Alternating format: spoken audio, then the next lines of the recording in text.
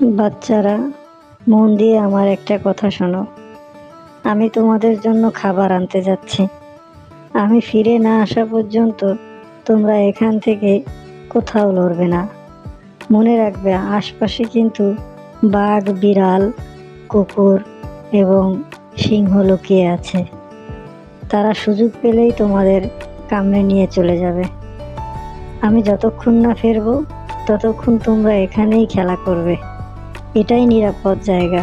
তোমরা যদি এখানে থাকো, কেউ তোমাদের কিছু করতে পারবে না। আর আমি যদি আসতে দেরিও হয়, তোমরা এখান থেকে লড়বে না। মনে রাখবে কথাটা। আচ্ছা মা, তুমি যেমনটি বলেছ তেমনই হবে। আমরা এখান থেকে লড়বো না। তবে আমাদের অনেক ক্ষুধা লেগেছে। যত দ্রুত পারো তত দ্রুত চলে এসো, না হয়তো আমরা ক্ষুধাতেই মারা যাব। চিন্তা করো না আমার সোনামণিরা, আমি খুব দ্রুতই ফিরে আসব। কখনোই অবিচল হবে না। আমি যাব আর আসব। এটা বলে খাদ্যের সন্ধানে মা পাখি উড়াল দিল অজানা উদ্দেশ্যে। কখন সে ফিরবে সেটা কেবল সেই ভালো জানে।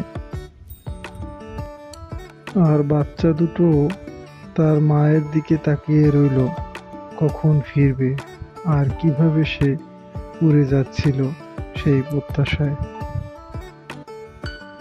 ফিরে যাবার কিছুক্ষণ পরে তার মা খালি হাতে তাদের মাঝে ফিরে আসলো। আবার বাচ্চাদের সাথে কথা বলতে শুরু করলো। শোনো, তোমাদের জন্য এখন এক টুকরা মাংস নিয়ে আসছি। এটা তোমরা দুজনে মিলে খেয়ে নাও। এই বলে তাদের মা এক টুকরা গরুর মাংস কোথা থেকে নিয়ে আসলো তাদের মাঝে এবং তাদেরকে সামনে বসিয়ে এটাকে খেতে বলল। মা, এটা কিসের মাংস এনেছো? এটা গরুর মাংস। অত প্রশ্ন করছো কেন? সকল মাংসের স্বাদই তো এক। এই মাংস যারই হোক না কেন, তোমরা এটা খেয়ে নাও, একই স্বাদ পাবে। কারণ এই মাংস খেতে খেতেই আমরা এত বড় হয়েছি। প্রশ্ন না করে মাংস খেয়ে নাও। না, তুমি যতই বলো সকল মাংসের স্বাদ এক, আমরা এই মাংস খেতে পারবো না। তোমাকে কতদিন বলেছি আমার মানুষের মাংস খেতে ইচ্ছা করে। মানুষের মাংস খাবার আমার স্বাদ জাগে। এই সকল মাংসের স্বাদ আমার নেওয়া হয়ে গেছে। আমি এখন মানুষের মাংস খাবো। আমাকে যেখান থেকে পারো মানুষের মাংস এনে দাও। মানুষের মাংস তো খুবই দুর্লভ ব্যাপার, এটা কোথায় পাবে? কিন্তু বাচ্চাদের বায়নার কাছে নিরুপায় হয়ে মা পাখি আবার ছুটে চলল সেই অজানার উদ্দেশ্যে। আর বাচ্চা দুটি তাকিয়ে রইল অবিরাম দৃষ্টিতে তার মায়ের অপেক্ষায়। কিছু সময় পরে তার মা আবার আরেক টুকরো মাংস নিয়ে এসেছিল। তাই নিয়ে বাচ্চাদের সাথে আবার কথোপকথন হচ্ছিল তাদের। এই নাও, এই মাংসটুকু খেয়ে নাও। এবার আর ঝামেলা করো না। যেই মাংসই হোক, এটা খেয়ে নাও। আবার এটা কিসের মাংস আনলে? এটা তো শূকরের মাংস, আমি দেখতেই পাচ্ছি। এই মাংসের স্বাদ তো আমি আগে নিয়েছি। তোমাকে না বলেছি আমি এই মাংস খাবো না, আমাকে মানুষের মাংস এনে দাও। এই মাংস আমার স্বাদ লাগে না। যদি মানুষের মাংস আনতে পারো তো আনো, না হলে আমি না খেয়েই থাকবো। মাংস ফেলে দিয়ে তার মা তাদেরকে বলল, যেহেতু তোমাদের মানুষের মাংস খাবারই শখ, তাহলে চলো আমার সাথে। এটা বলে মা পাখি তার বাচ্চা দুটোকে নিয়ে চলে গেল একটা মসজিদের সামনে এবং মুখে করে নিয়ে আসলো ফেলে দেওয়া সেই শূকরের মাংসটুকু। এই মসজিদের সামনে কি উদ্দেশ্যে সেই শূকরের মাংসটুকু রেখে গেল তা একমাত্র ওই মা পাখিটাই বলতে পারবে। তার বাচ্চা দুটো শুধু হতবাক হয়ে দেখছিল যে তার মা কি করে। তারপর তাদেরকে নিয়ে গেল ওই মন্দিরের পাশে এবং তাদেরকে ওখানে নিয়েও সেই ফেলে দেওয়া গরুর মাংসটুকু ওই মন্দিরের সামনে ফেলে রেখে আসলো। বাচ্চা দুটো ওখানেও হতবাক হয়ে দেখছিল যে মা কি করছে। মসজিদের সামনে শূকরের মাংস দেখতে পেয়ে সকালেই জনগণ হই হুল্লা শুরু করলো। এত বড় অন্যায় কি করে মেনে নেওয়া যায়? মসজিদের সামনে কেন শূকরের মাংস থাকবে? অন্যদিকে মন্দিরের সামনে গরুর মাংস দেখে জনগণ হই হুল্লা শুরু করলো, কারণ গরু ছিল হিন্দুদের দেবতা। কেন এই মাংস মসজিদের সামনে ফেলে রাখা হলো? এই নিয়ে বিকাল গড়াতে না গড়াতেই মসজিদের সামনে থেকে ঢাল, তলোয়ার, লাঠি নিয়ে একদল নেমে পড়ল জিহাদের উদ্দেশ্যে।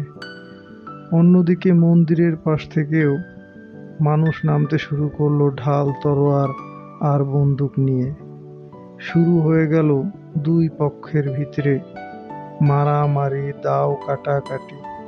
শত শত মানুষ প্রাণ দিল সেই বটমূলে। শত শত লাশের স্তূপ পড়ে রইল মন্দির, মসজিদ এর সামনে, শুধুমাত্র ধর্মযুদ্ধের জন্য। কারোর মাথা, কারো দেহ, কারো ফুসফুস, কারো বা মাংসপিণ্ড। এই অবস্থা শুধু দেখে কিছুই বুঝতে পারেনি বাচ্চাগুলো। শুধু শিক্ষা হিসাবে তার মা তাদেরকে আবার ডেকে আনলো এবং এই মানুষের মাংসগুলো নিয়ে ওদের সামনে হাজির করলো। তোমাদের না মানুষের মাংস খাবার ইচ্ছা ছিল? এই নাও, তোমাদের কত মাংস খেতে হবে। সব মাংস তোমরা এখন খেতে পারো, যেইখানের মাংস তোমাদের পছন্দ হয়। কিন্তু মা, আমরা তো এত মাংস চাইনি। তুমি এত মাংস কি করে জোগাড় করলে এই অল্প সময়ের মধ্যে? আর সেদিন আমাদেরকে এক মন্দির আর এক মসজিদের কাছে নিয়ে গিয়েছিলে, আর আমাদের ফেলে দেওয়া মাংসটুকু দুটো ওই দুই মসজিদ মন্দিরের সামনে ফেলে রেখে এসেছিলে। তারও বা কি কারণ ছিল? আমাদেরকে একটু বুঝিয়ে বলো। তোমরা না চেয়েছিলে মানুষের মতো শক্তিশালী আর মানুষের মতো বুদ্ধিমান হবে ওই মানুষের মাংস খেয়ে? তাই তোমাদের দেখাতে নিয়ে গিয়েছিলাম যে মানুষ কতটা বুদ্ধিমান। দেখে নাও, যা একটা প্রাণীর বুদ্ধির কাছেই হেরে যায়। মানব জাতি এক অদ্ভুত প্রাণী। তারা নিজেরা বেঁচে থাকার জন্য নিজেদেরকেই হত্যা করে। নিজেরাই তাদের ধর্মযুদ্ধে বেছে নেয় ভিন্ন ভিন্ন পথ। আবার দাবি করে তারাই নাকি সব থেকে শ্রেষ্ঠ এবং উন্নত জীব। মানুষ হয়ে তারা গর্ববোধ করে এবং মানুষ হয়ে বেঁচে থাকার জন্য যুদ্ধ করতে করতে করতে করতে কখন যে তারা অমানুষ হয়ে যায় তারা সেটা ভুলে যায়, যার জন্য এক টুকরো মাংসর বিনিময়ে তারা হাজার হাজার জীবন দিতে প্রস্তুত থাকে।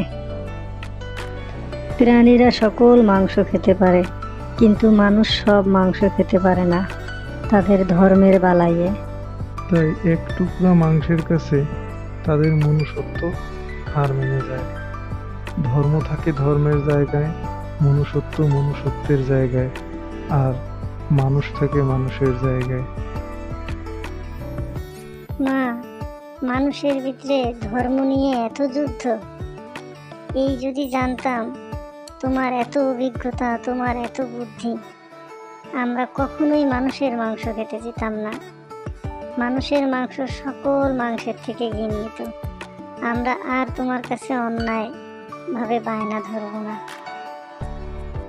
কেন বায়না ধরবে না আমার লক্ষ্মী সোনারা? তোমাদের জন্য সকল বায়না পূরণ করতে আমি রাজি। তবে একটা কথা মনে রাখবে, মানুষ থেকে সবসময় দূরে থাকবে। পৃথিবীতে সবচেয়ে ভয়ানক প্রাণী মানুষ। এরা সবসময় ধ্বংসলীলায় মেতে থাকে। মায়ের এমন জ্ঞান গর্ব কথা শুনতে শুনতে তাদের মানুষ সম্বন্ধে ধারণা নিতে আর একটুকু বাকি রইল না। তারা তাদের মতো সচেতন হয়ে রইল।